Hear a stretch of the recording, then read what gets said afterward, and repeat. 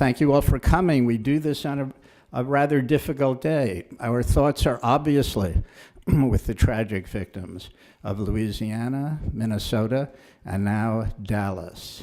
But that only makes, in my view, our mission more urgent. We know the broad outlines. We know that children are the poorest people in America. We know that young children are the poorest among children.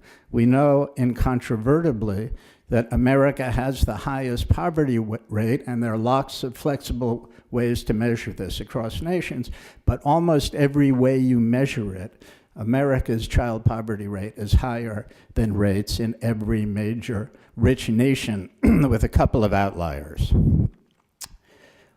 I think the time is now. I think we have a little light in the tunnel. In 2015, Congress passed a bipartisan child tax credit that I hope we will be able to expand. Let me just add one general point. The time is more urgent now for several reasons we sometimes forget. One is valiant, admirable scholars, scores of them, have now demonstrated how damaging child poverty is to the child. They've demonstrated how damaging child poverty is to our economy. And we also know some stuff we didn't know back when the war on poverty was initiated. Something called human capital has become a most popular idea among mainstream, not only progressive economists.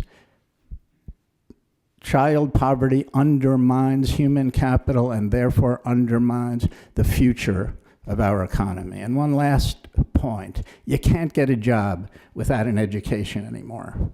So child poverty is all the more important. Reducing child poverty is all the more important as a consequence. We've got to get young people back into the workforce. We need an educated workforce. Times are different. It makes reducing child poverty all the more imperative. Finally, we know one last thing. Social programs work. We have reduced child poverty markedly. The evidence is substantial. In fact, again, incontrovertible. We know we can do something, but child poverty remains around 17%, depending how you measure it, even higher by some other measures. It is still much too high, despite the fact that we've had so many social programs that do work.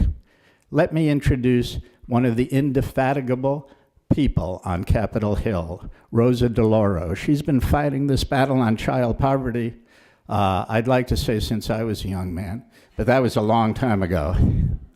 She's been fighting for working families for a long time.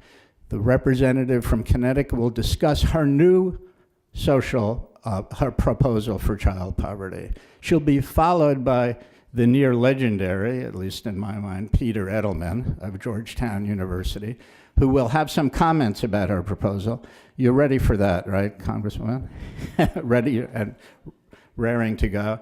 And we're very lucky to have Renee, let me get all these names exactly correct. So, Renee Wilson-Simmons here. She runs the invaluable National Center for Children in Poverty up in New York at Columbia University. She's going to be our moderator, and our thanks to her for doing so much to help organize what I think is a very powerful panel. We have a very powerful day for you. Thank you all for coming and braving this air conditioning. And we'll get underway. Congresswoman,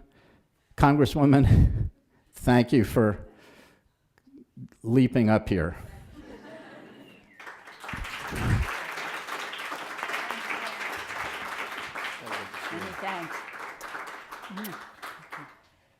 Thank you so much. My apologies. Lockdown. It was really incredible, and they weren't going to let us in or out of the Capitol. So fortunately, they have lifted it, and so we're free to roam around here. But it was. The last time, well, no, we were not in lockdown on September 11th. We were in disarray on September 11th. We didn't know. We were just running through the streets, not knowing what was going on. Anyway, they try to keep us safe and secure. Jeff, let me just say a very, very big thank you to you for this effort, and to all of the folks that you mentioned for the work that they do. And I particularly want to say a thank you to Bernard Schwartz as well, someone who I know and who I love.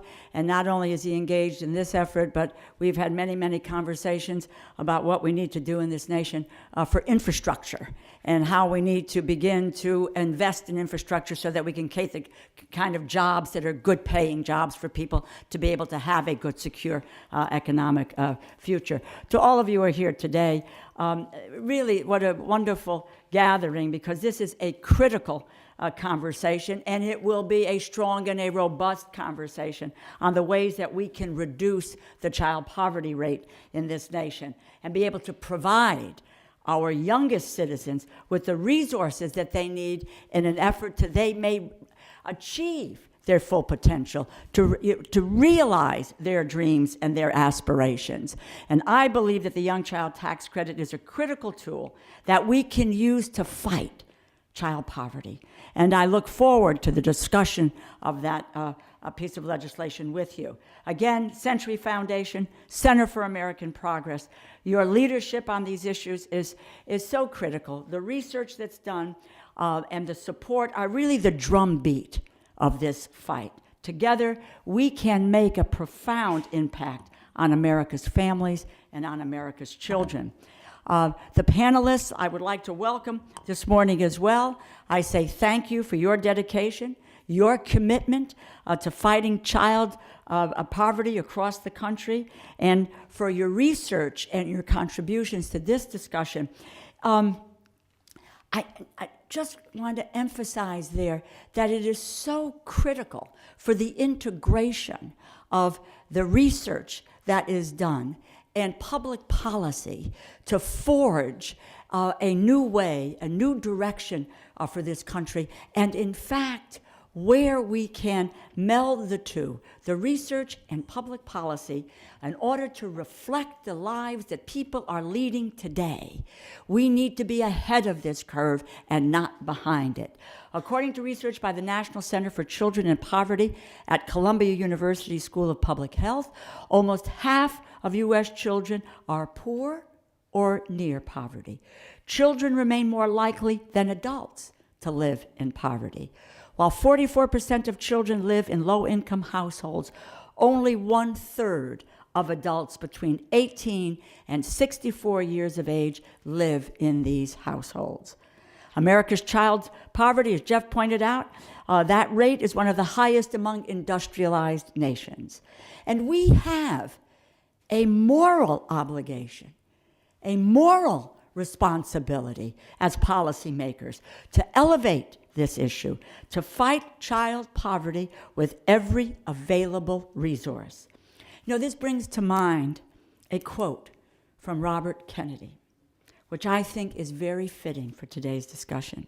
And I quote, "I believe that as long as there is plenty, poverty is evil." And you and I know that we live in a land of plenty. We live in a land of plenty. America's youngest children are those most likely to live in low-income or poor households. The poorest people in our country by age are infants and toddlers.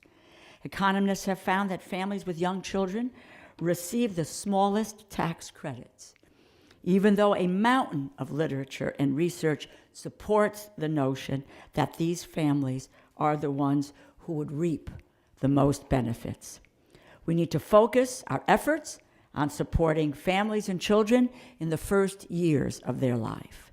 With the growing research around the long-term adverse effects of poverty on children, it is critical that we strengthen the programs proven to lift families, and particularly children, out of poverty. We have the data, we have the information, and we, yes, have a social safety net that needs to be strengthened, it needs to be protected, and it should not be dismantled.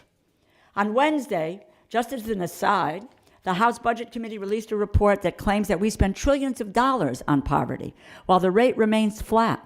That is simply not true. The official poverty measure does not take into account all we do to fight poverty. It leaves out so much of what we do.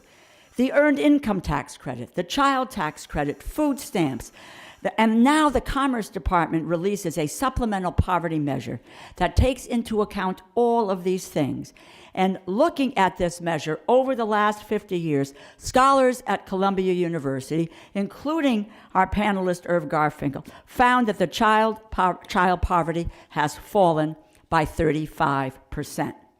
The child tax credit alone is responsible for lifting approximately 3.1 million people out of poverty, including 1.7 million children. We made great strides this year with the expansion of the EITC and the child tax credit. But if we index that credit to inflation, we could support even more families and children. And while the current earned income tax credit and the child tax credit together lift more children out of poverty than any other federal measures, we need to do more to eliminate child poverty. And that is why I introduced the Young Child Tax Credit with Leader Nancy Pelosi, with Ways and Means Ranking Member Sandy Levin, which would provide an additional $1,500 tax credit per child for families with young children under the age of 3. The Young Child Tax Credit will help us to invest in the next generation by giving parents the economic boost that they need. The fact of the matter is, today, too many people are simply not paid enough to live on. That is the economic challenge we face in the United States today. Real wages have been stagnant for well over 30 years. Families struggle to afford basic essentials like quality child care and to be able to put healthy food on the table for their families. And it's critical for us to address this problem, support working families with the youngest children. The Young Child Tax Credit would help millions of families across the United States who are striving to provide the best possible future for their kids. It would help families provide a solid foundation for their children at a time when they need it most. We've had study after study. And you know, I know from my own grandkids, the first few years of life are essential to the long-term outcome for kids. If you provide the kind of environment that they need, they succeed. They succeed. But for children, for them to be able to survive, we have to support their development, their health, their overall well-being with public policies that make a difference for their families. You can't take a picture with a child, as my colleague David Obey from Wisconsin would say, and pose for a holy picture. You have to be Catholic to understand holy pictures.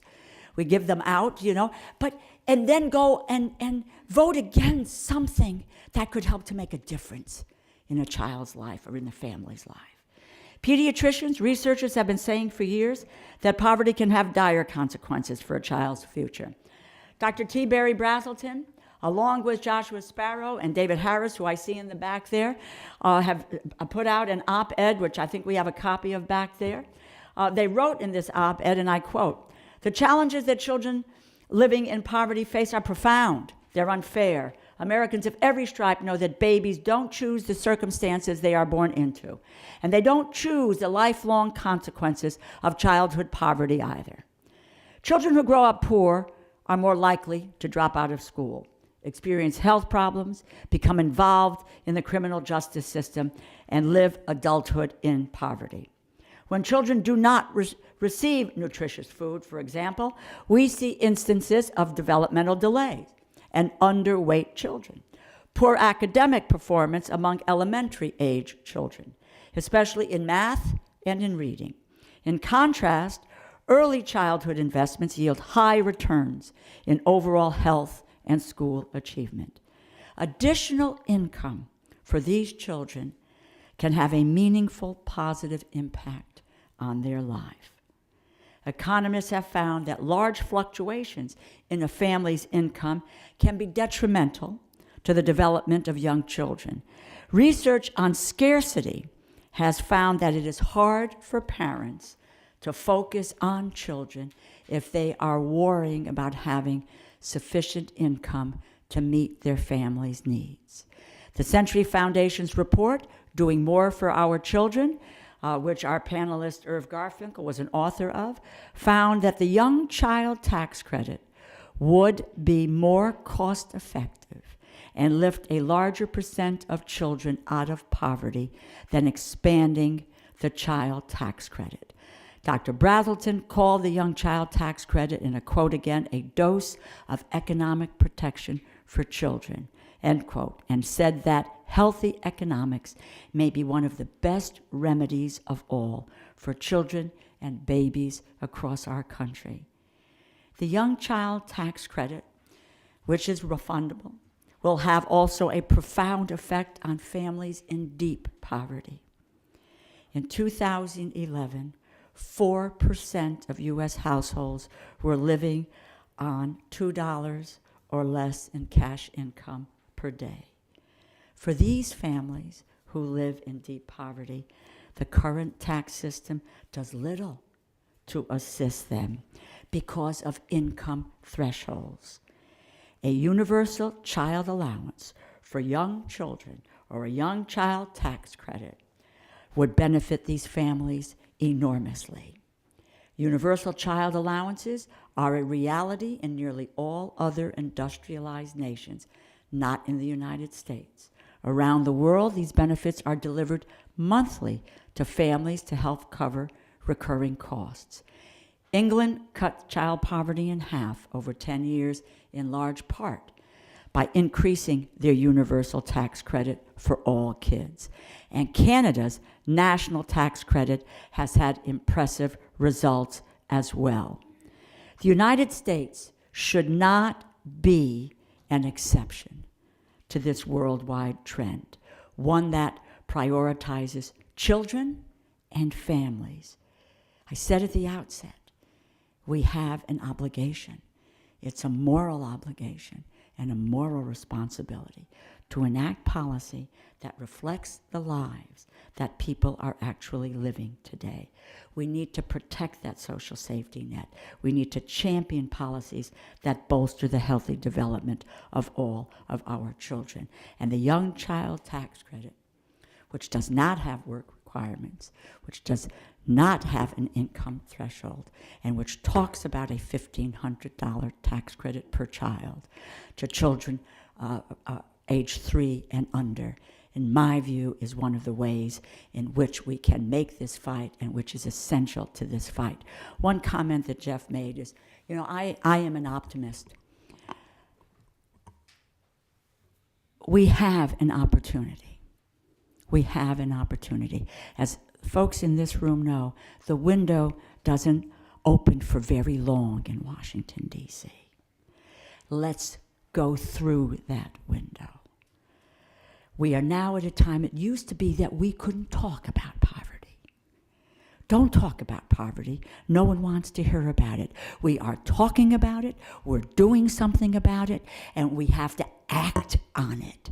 And we need the engagement of all who are here and beyond to help us go through that window and make a difference in the lives and the families of this country. If we believe, and you believe, and I believe, that yes, the government plays a role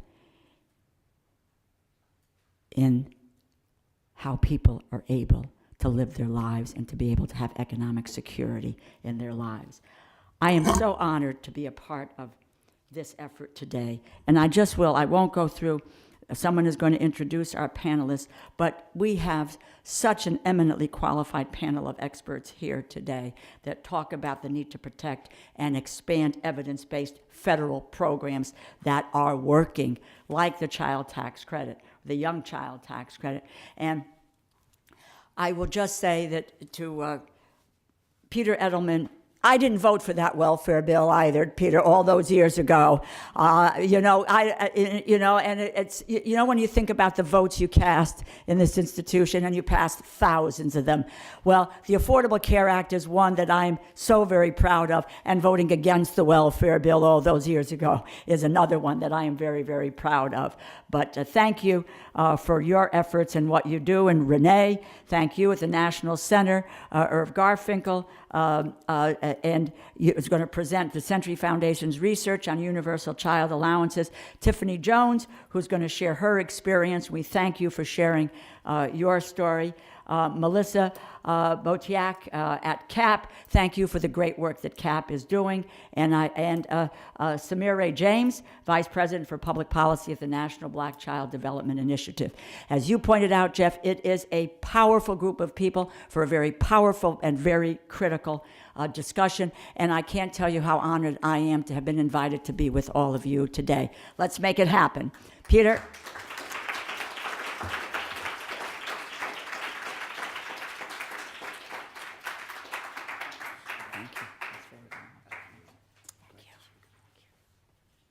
Peter Edelman will have a few comments, as I'm sure you can imagine, about the Congresswoman's proposal and other proposals. And then Melissa will introduce the remainder of the panels at somewhat greater length, the members of the panel. Peter, thanks very much. Thank you, Jeff. I'm so glad to be here, this is wonderful, Jeff, what you and Century and CAP and, of course, Representative Rosa DeLauro. When President Obama says, I'm all fired up, all right? I'm always fired up. When I hear Rosa DeLauro, I come up here, I'm kind of a little bit down, and there she is, and I'm out. I'm ready for action for another however many months and weeks and so on is involved.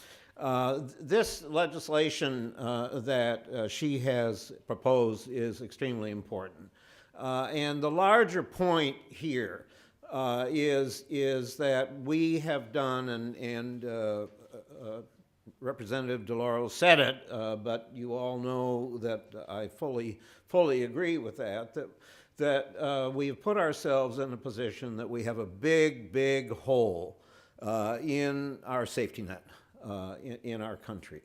We've done a pretty good job on people who are working. There's a big agenda to pursue, and I want to say just a word about that in a minute or two.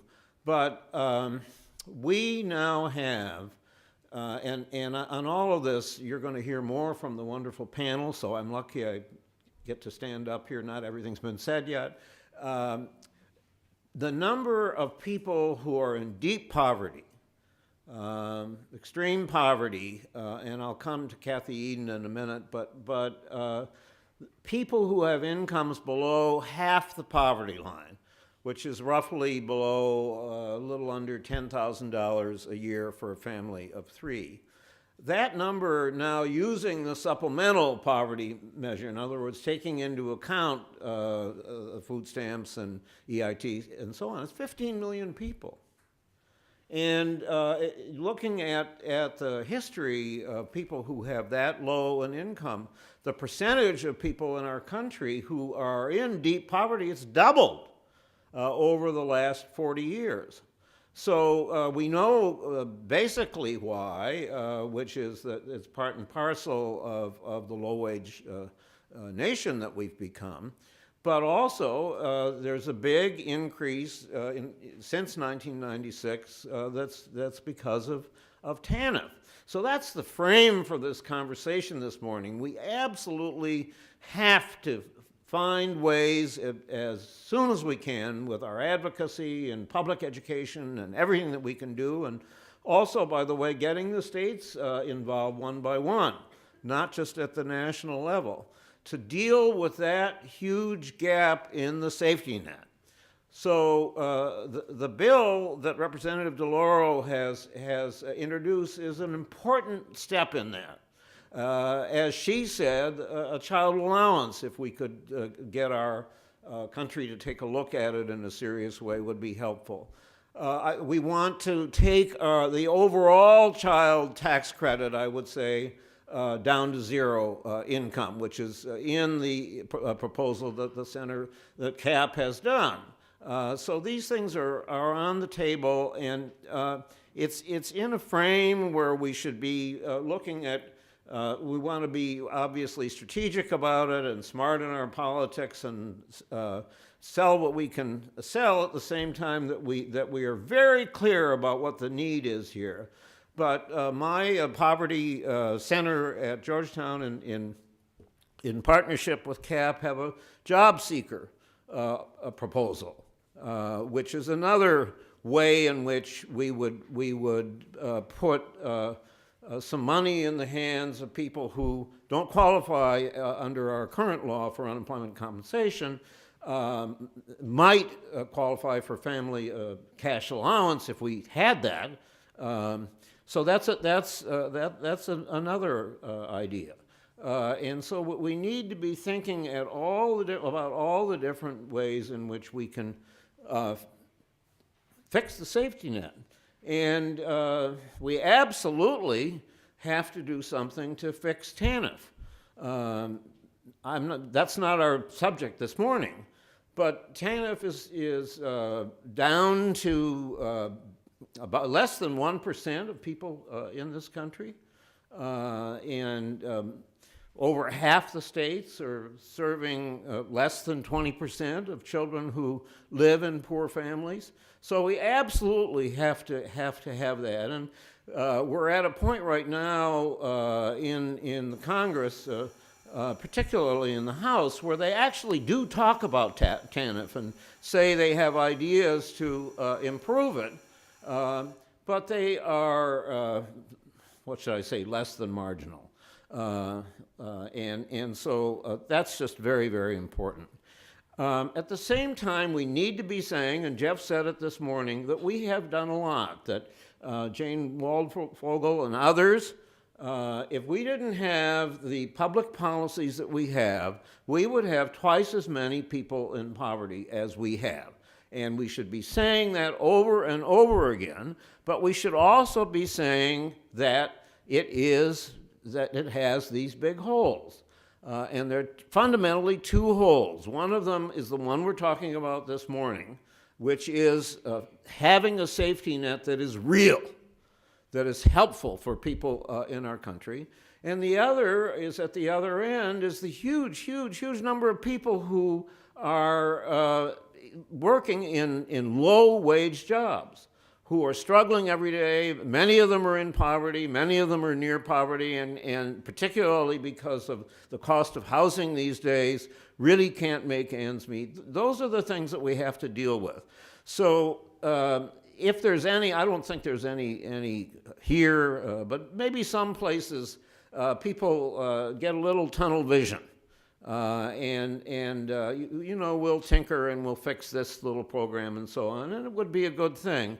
We have to constantly be aware and working at each in our own, the different things we work on about jobs in our country, about wages for jobs in our country, about supporting families, about fixing our education system so that people are ready for the jobs of the 21st century, of ending mass incarceration. You see what I'm saying, down through concentrated poverty, and attacking inequality, and dealing, here we are in this tragic morning, thinking about race in our country.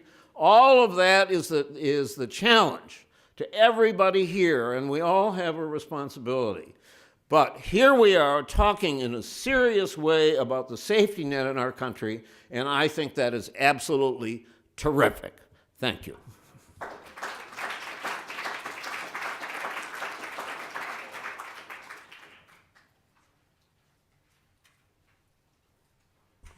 The estimable Renee Wilson Simmons will now lead our, I would call it, very powerful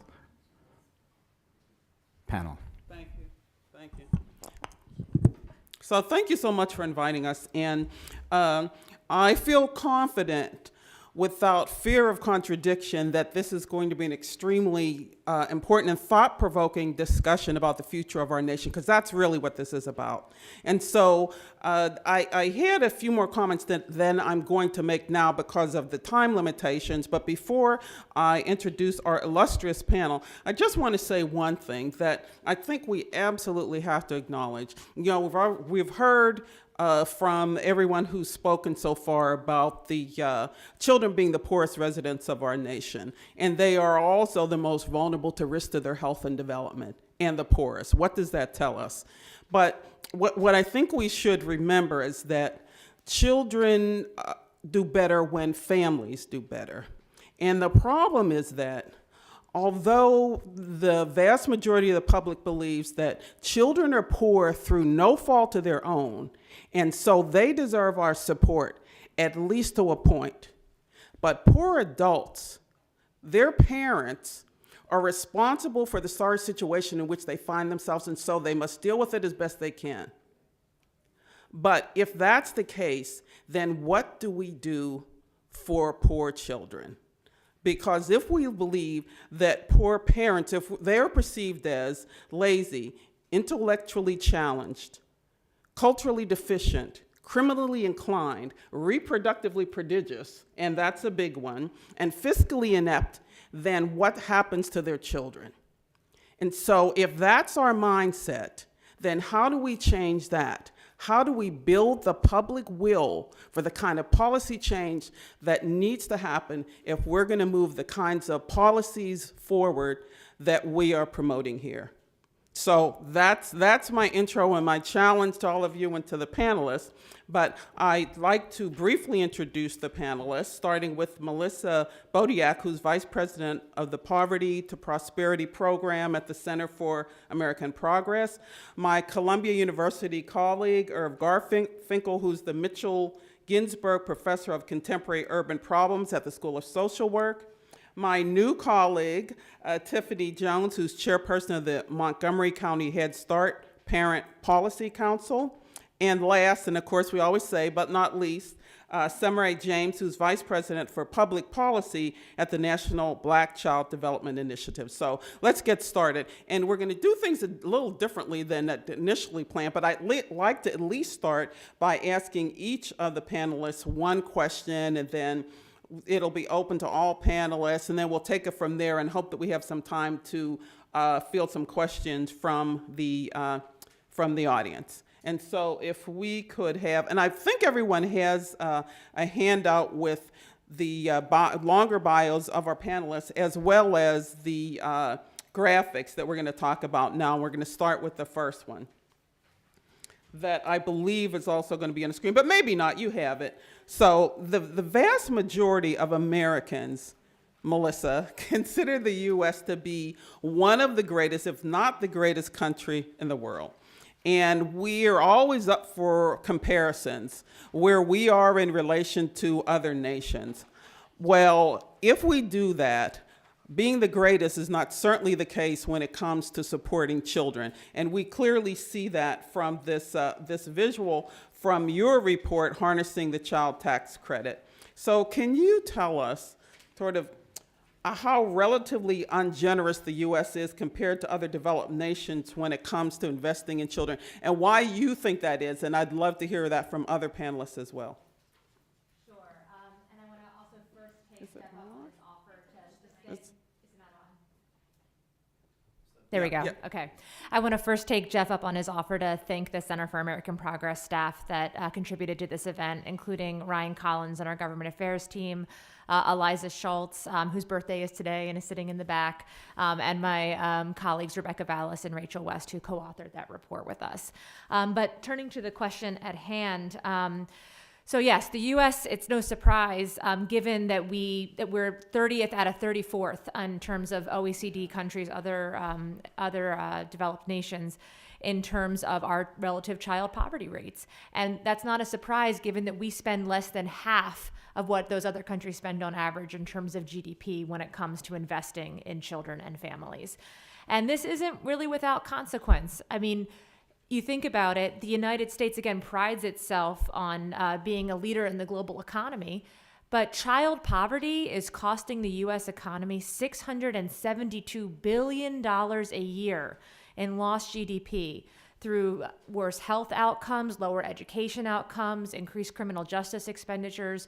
So we're spending about 1.2% of GDP on child and family benefits as compared to 2.6% in other developed nations. But we're losing nearly 4% of our GDP through the allowing child poverty at these levels to persist. And so I think we have made some penny wise and pound foolish decisions. And it's both about, pride internationally and wanting the U.S. to be the best, but it's also just about it's about a moral vision, and it's about economic competitiveness to ensure that the United States should not have one of the highest child poverty rates across the globe. Thank you. Thank you. Other comments on that before we go on? Okay, we're going to turn to you, Irv. So considering what we know about the U.S.'s standing when it comes to supporting families, would you share a bit about what you and your co-authors proposed in your report, Doing More for Children, why you made the kinds of recommendations you did, and what you think is likely for either of those things that you proposed, both either the tax credit, the child allowance, or both? So let me begin first by thanking Congresswoman DeLauro for being a wonderful advocate for the child tax credit. And I hope, I share your optimism. I hope we can go further. It's not an option. So I want to begin with a couple general comments before I get into the estimates. So the first thing I would say, and here I would echo what Melissa just said, citizens in any nation have a great interest in all of their children. And the reason is because today's children are tomorrow's citizens, and the better they do, the more they can earn, the more they can contribute economically, socially, and culturally. And providing a universal child benefit is a material and a symbolic expression of this common interest.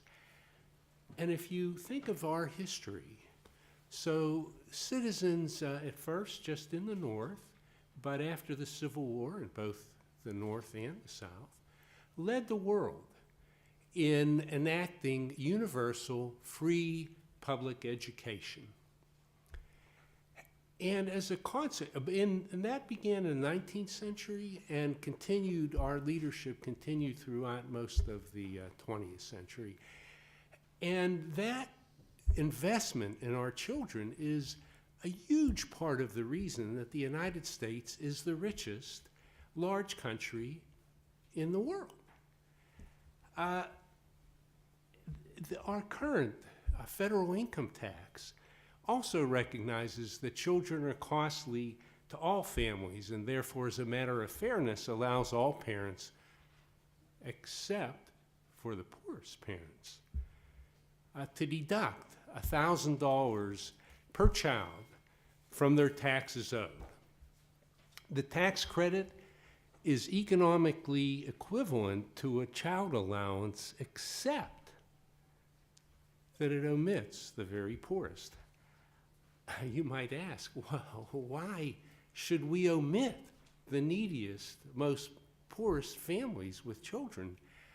And we come back to that, but I want to emphasize and underline how close we are today to a universal child allowance. Most people aren't aware that that's true. So at this time in our nation's history, a time of increasing economic insecurity, unprecedented growth and inequality, and stagnating or declining opportunity, a universal child allowance will provide a floor of income security to all families with children, and it will also increase opportunity. So let me say something about the scientific evidence of the harmfulness of poverty in economic insecurity to child development. The evidence is really strong. And I want to begin with an experiment. And this is an experiment with monkeys. It's one of my two favorite experiments with monkeys. Monkeys we can randomly assign to different conditions. We can't do that with human beings. It happens naturally, and we observe it. And I'm going to talk about evidence with humans. But we don't randomly assign humans to poor conditions. We structurally assign them that, but not randomly. This experiment, the researchers created 3 different environments. One, a foraging environment where it was easy to get enough food. Second environment, it was very difficult. You had to work really hard to get enough food. And the third environment was literally just a random back and forth between the rich and the poor environments. So not surprisingly, the offspring, the children, I'll refer to them as children, it's hard not to be anthropomorphic here. The children, sorry, I'll start with their mothers. The mothers in the poor environment and the children do worse than the mothers in the rich environment. The mothers in the poor environment are more likely to arbitrarily cut off interactions, and the children are less independent. They're less willing to go leave their mother and look around and develop. But the group the group that did the worst is the group where there's the random alteration of the rich and poor environment. And in the extreme cases, we observe the offspring of the mothers curling up in the fetal position for 10, 20 minutes at a time, leaning into their mothers 10, 20 minutes at a time. So very graphic, very graphic.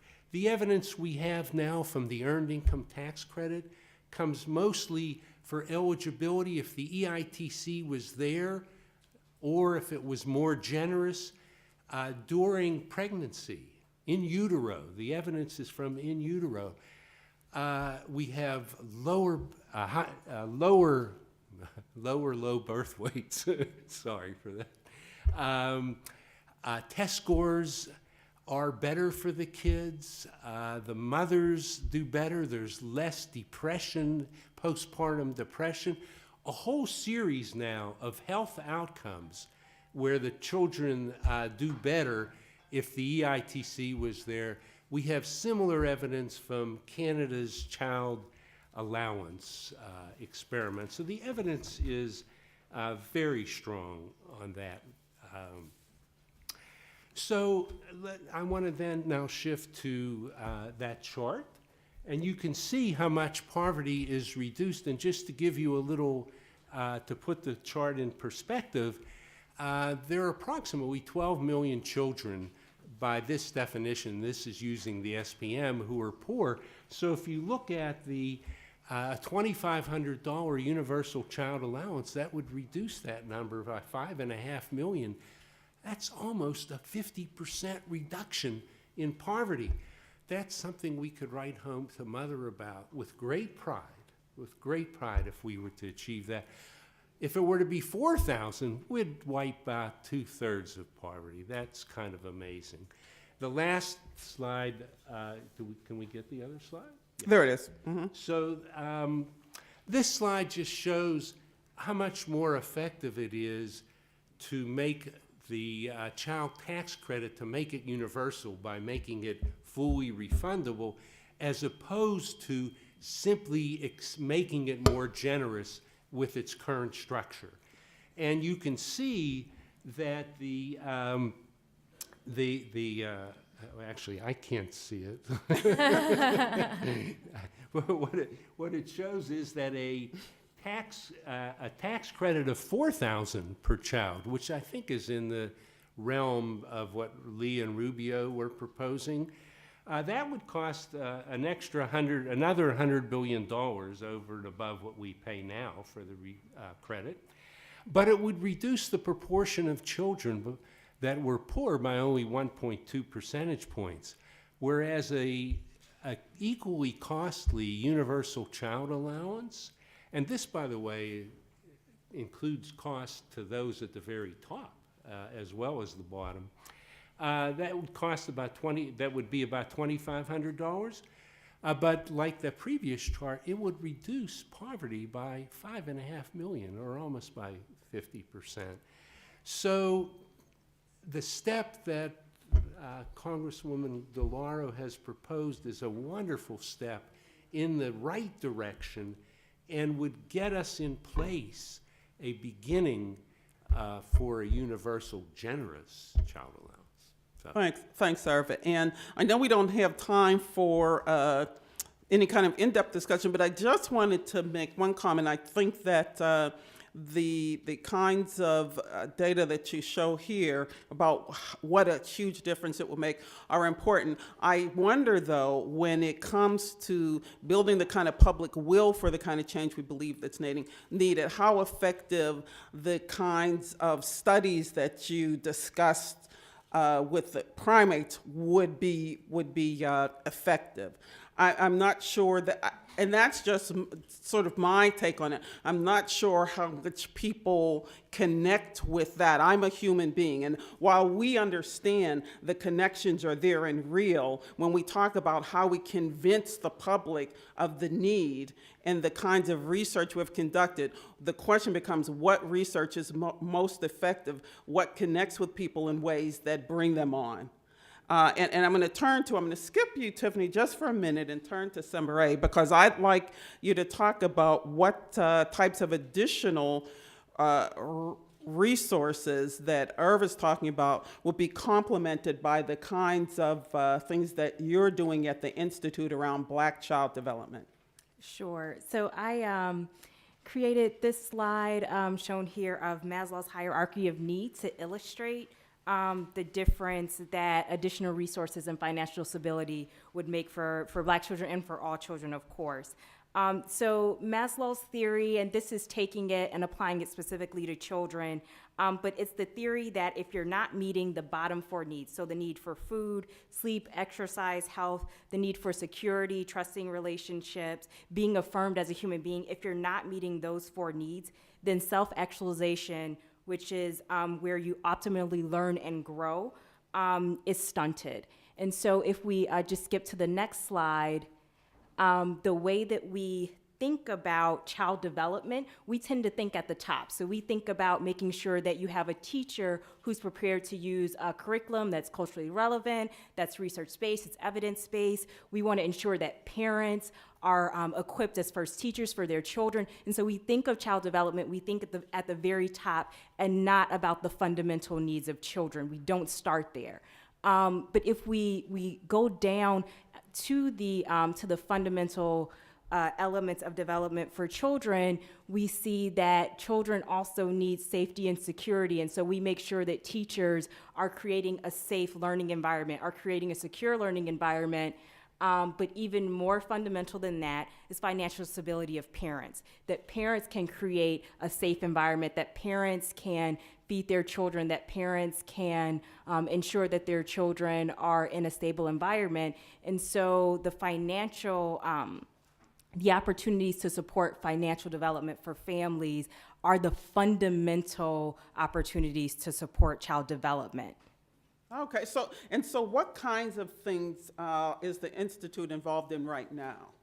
And so right now we support wraparound supports for early childhood centers and for elementary schools. So we use this to illustrate that we want to make sure that when you're going to school, that your school environment is supporting your self-esteem, is supporting your learning, affirming you as an individual. But if they are not also ensuring that you're coming from a family and coming from an environment that is safe, where you are fed and nourished, and your health and well-being are supported, that we are missing the mark on supporting child development. We can't continue to think of child development just in terms of curriculum, just in terms of teachers. We have to think of child development in terms of health and well-being. Okay, And thanks. can I just add that Yeah, there absolutely. that there are, so many wonderful studies that support the importance both of course, educational enrichment, but also income in those early years of life. So, one study showing that from the prenatal period to age 5, just a $3,000 boost in poor parents' income leads to a 17% increase in that child's earnings later on in their life. And so we know that these early years and providing not just enrichment and nurturing environments, but the physical needs that the income needs that parents have to meet their children's basic needs are critical to that child's long-term life trajectory. It's a both and. Yep. And I want to ensure that we say 0 to 3, we've mentioned that specifically, that time frame for the child tax credit and the importance of 0 to 3. That's the time when brain development, children's brains are creating, I want to make sure I get it right, 700 new neural connections every second. And so this is the most impressionable and the most promising time in a child's development are the years 0 to 3. Why would we force parents to have the highest level of stress during the time where their parenting and their child's learning is most important? Yeah, thank you. So Tiffany, I want to bring you into the discussion by asking if you give us your sort of on-the-ground perspective as being a low-income parent working with Head Start, providing care to other children, living in one of the most expensive counties in the nation. Sort of, what is it that you can tell us about living as a low-income or poor parent, of what you would want Congress to understand about what's important and what's needed based on what we've been talking about? So I'm a mother of 3 children and have been employed as a family child care provider for the last 10 years. I began volunteering in the classroom at Bell Elementary when my oldest son started in Head Start.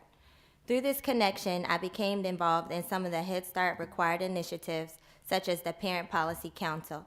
In 2015, I was elected as the chairperson of this governance group, and subsequently, I was named as the Montgomery County Head Start Parent of the Year and the Maryland Community Action Partnership Parent of the Year for 2015. For my family, education is our highest priority. Like me, the low to moderate income families I have come to know have a strong work ethic, yet they continue to have difficulty providing resources that their families need to reach their highest potential. I've seen families come to this country with little to no education but work hard for the American dream. These families work hard to take advantage of all that Head Start has to offer. They want to be a part of their child becoming great. For example, there was a mom who used to attend the Parent Policy Council meetings who will work overnight and take care of her kids during the day while the father worked. She was dedicated to attending the parent policy meetings despite everything going on in her life. Living in Montgomery County can be very stressful. Housing is very expensive, childcare is very expensive, activities for children are expensive, everything there is expensive. Energy costs are very high, and there's assistance, but it doesn't cover very much. Transportation is even expensive for some families, too expensive as the required maintenance and upkeep is very expensive. For some families, they have to decide between getting new tires or new shoes for their children. In Montgomery County, they do have a lot of programs that can help to ease this burden, but it's still extremely expensive. The cash I receive through tax credits is important to making my budget work. I've used my tax refunds for car repairs, to invest in my small business, and to save to expand my business so that I can continue to provide for my children. Initiatives such as tax credits offer alternatives to families like mine. We can reallocate our family budget, which is often strained due to all of these competing priorities. Enrichment activities and other vital expenses for my children sometimes have to wait until after tax time. For many families, having that money throughout the year would allow families to financially plan proactively versus reactively during the year. Thank you very much. And let's stay on that issue of the once-a-year lump sum, despite it being insufficient, lump sum payment as opposed to different kinds of ways of providing those funds throughout the year, and talk about some of the proposals that are out there. Sure. So, as Tiffany noted, a lot of families get a big chunk of their annual income in one lump sum at the end of the year. In fact, a full-time minimum wage worker with 2 kids is going to get about a third of their annual income at tax time. But for a lot of families, expenses can't wait until tax time. You just think about something as simple as diapers for young children. Diapers cost on average about $936 a year for a low-income family.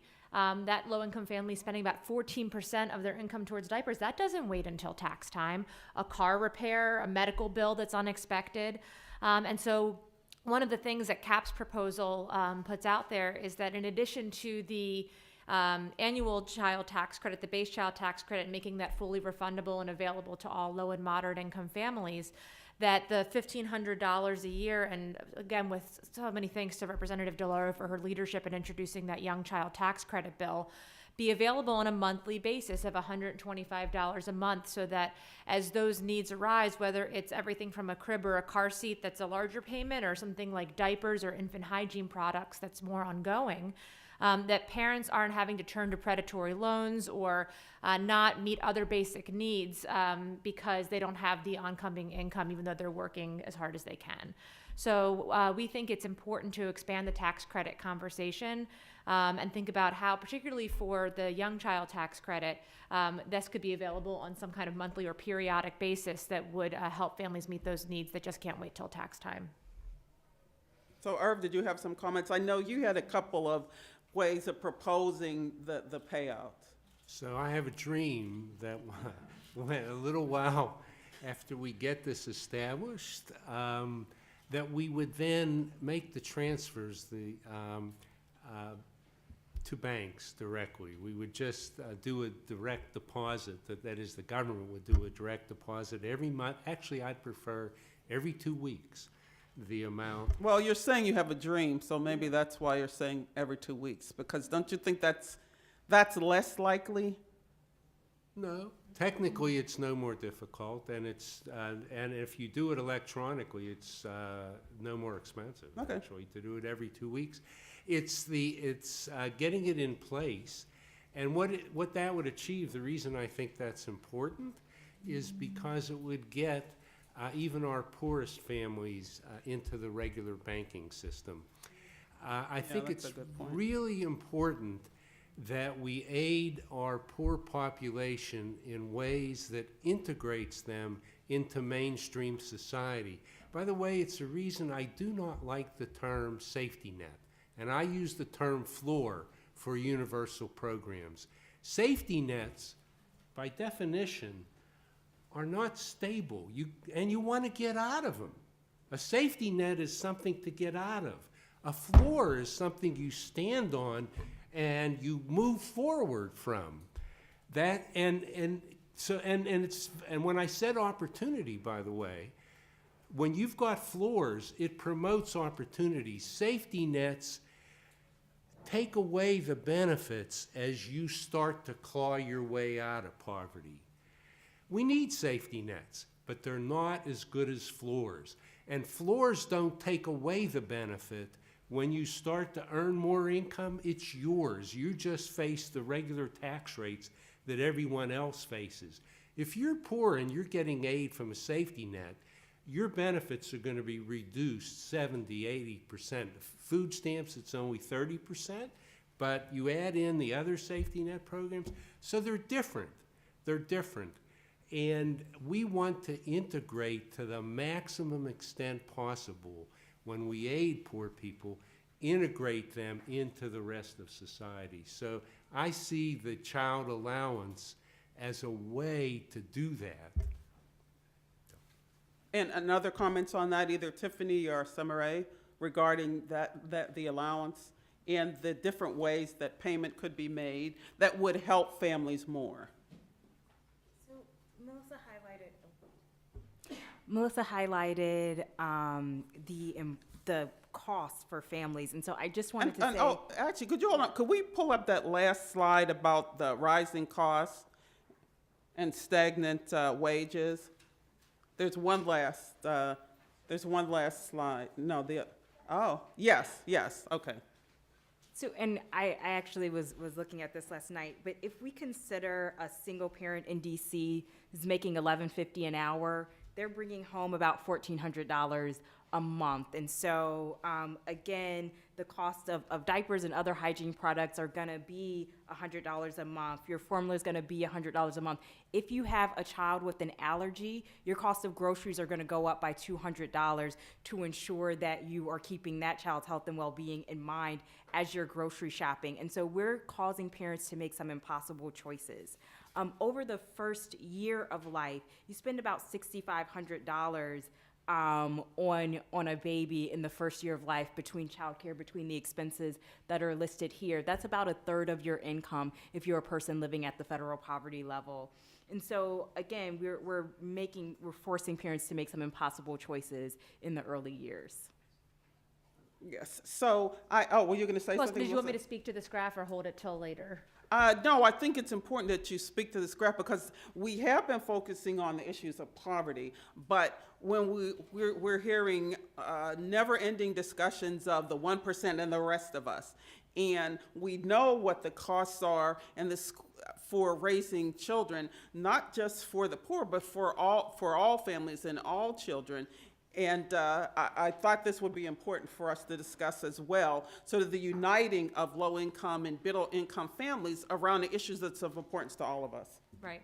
So the issues of low middle income families are converging, which I think represents a really important opportunity to advance this set of policies. One of the things we're trying to show here in this graph is something that CAP has termed the middle class squeeze, which is that between 2000 and 2012, while wages were essentially flat for the typical, two-parent, two-child family, and, declining in some cases, particularly for communities of color, expenses didn't stay flat. Healthcare expenses went up, childcare expenses went up, housing expenses went up, and what this graph is showing is that 70% of those expenses were child-related.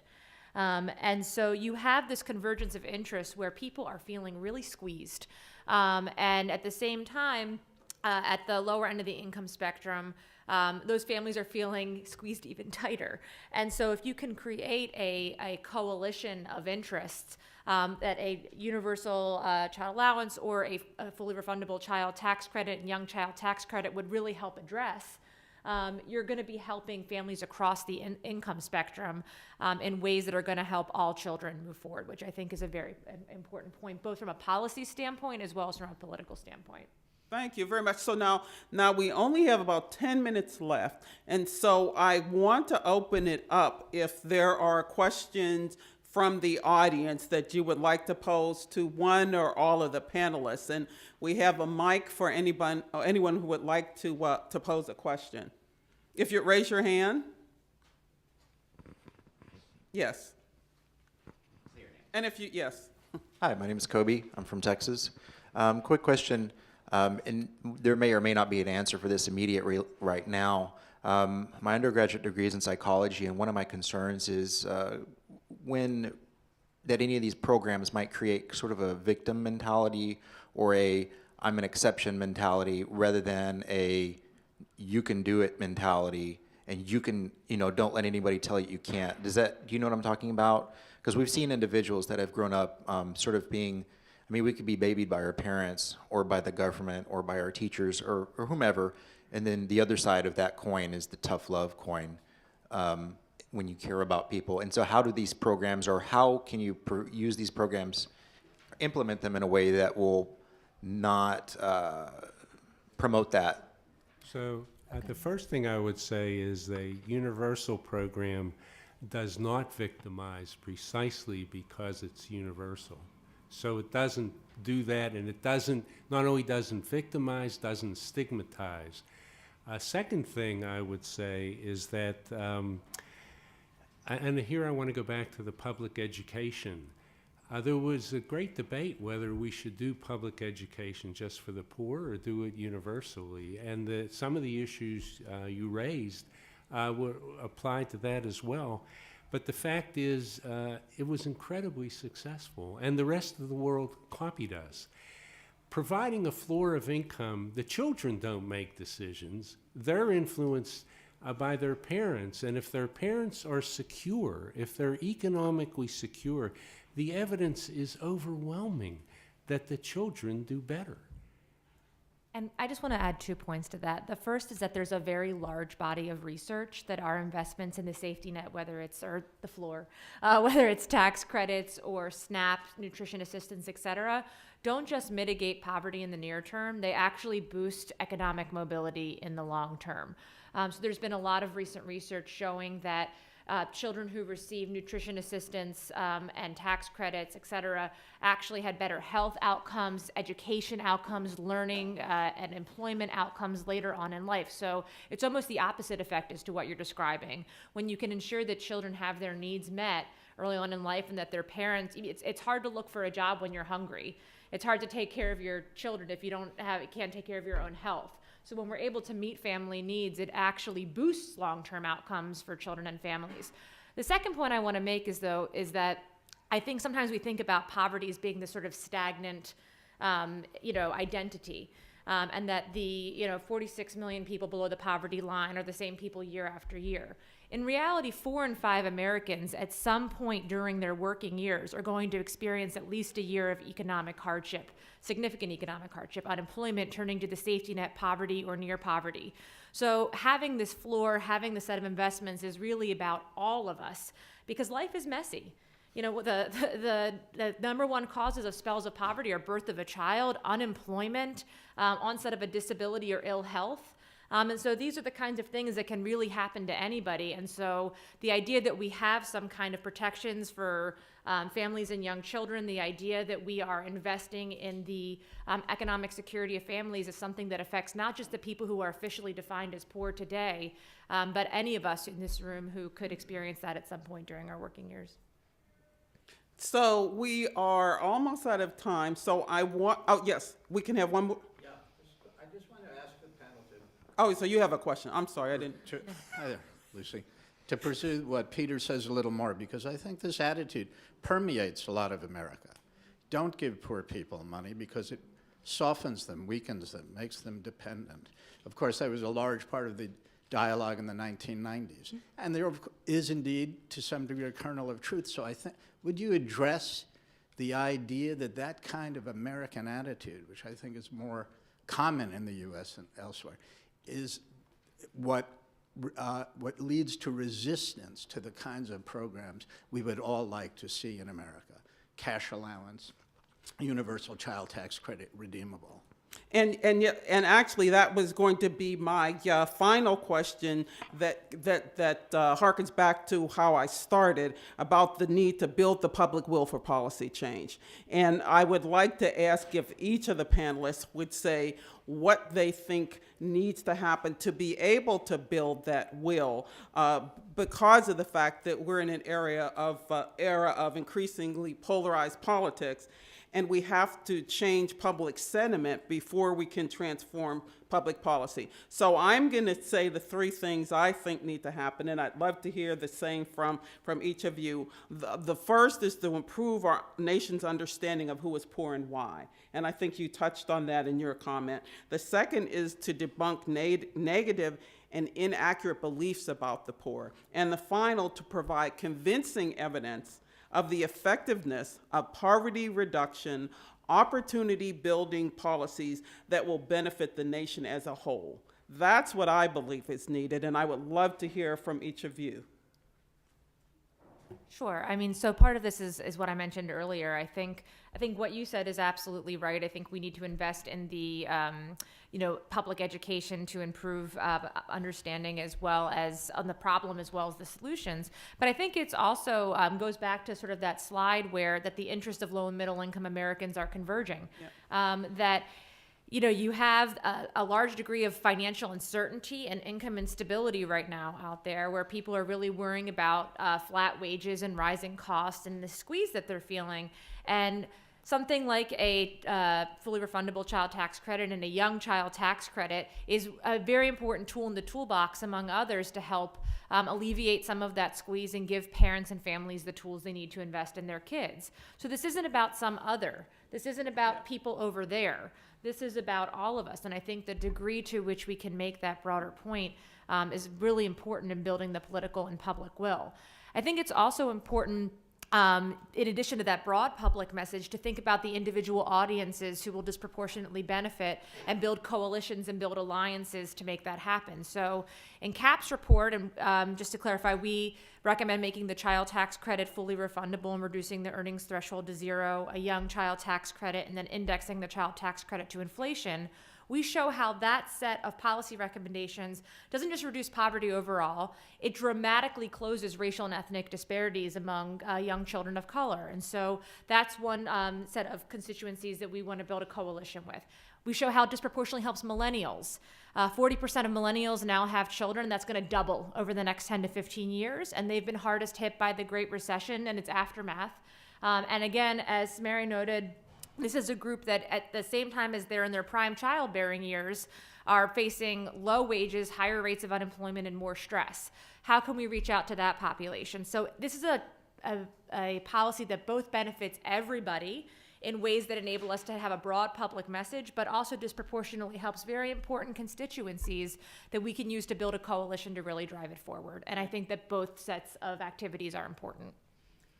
So I think it was very interesting, Renee, that all three of your recommendations had to do with knowledge. Coming from a university, I couldn't disagree with that.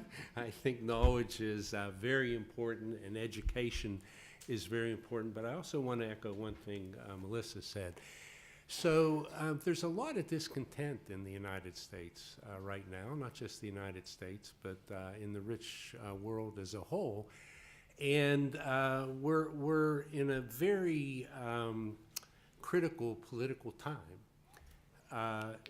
I think there's probably a decent chance that Donald Trump will be a big loser, and that which would mean Hillary would be a big winner. And I think that people who are need to be prepared and think big. Because their possibilities are real.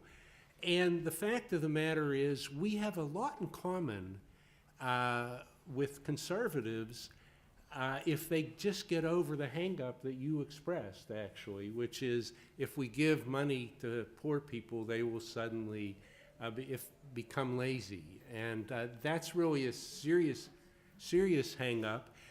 I think we need to get over that. If we were to get over that, and Lee Rubio has proposed, I think it's $300 per child, if they would agree to doing the extending that to the bottom, we're together on that, and that the middle class in the United States would wind up loving that. Thank you so much. I appreciate it. Tiffany? I would just like to piggyback on what everyone else has already said, that low to moderate income families want the same things as every other families, middle-class families. They want to work hard for their children. They want to give them the best opportunities, and they want them to thrive, and they want them to be productive citizens. And I think that initiatives such as these tax credits and expanding them are really important, and I think that removing the idea that it's a us versus them, and that's a far-off group, because they're normal families. They're hardworking mothers and fathers, you know, that have come into these situations sometimes from no fault of their own, because, you know, their spouse died, because they were divorced, that they deserve the same opportunities to pull themselves out of poverty. Thank you.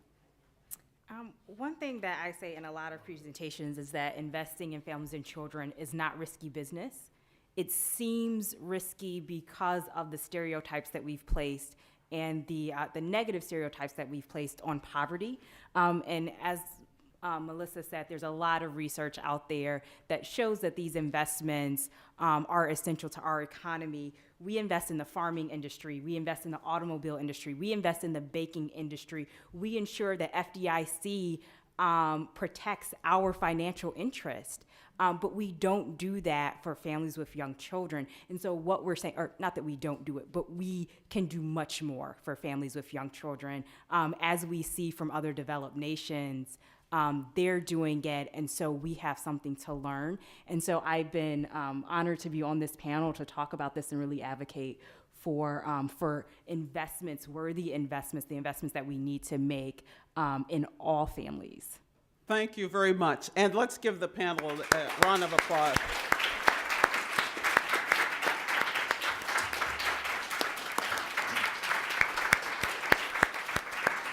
And so I think I can't be contradicted in saying that this was going to be a thought-provoking and important discussion. I'd like to thank, again, the panelists.